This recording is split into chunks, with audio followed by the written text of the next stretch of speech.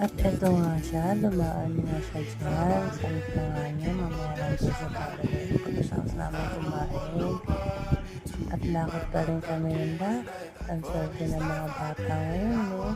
Kasi may papasyal sila dito sa mall. Palakad-lakad, bibili ng gaso. Kasi dati hindi namin nagagawa yan. Kasi malayo kami sa city at saka wala pa kami pera noon. Kaya hindi kami nakagala. Ngayon na lang kami nakagala kasi may mga kanya-kanya na kami trabaho magkakapatid. Ito ang pinakamasaklap, mahirap sumakay sa escalator. Dati ng bata ako, ayaw ko sumakay yan.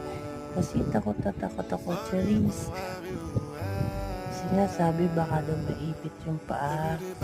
Tuloy pa rin yung lakad namin kasi bababa na kami. At eto na, kita ko na si Jollibee. Kita ko na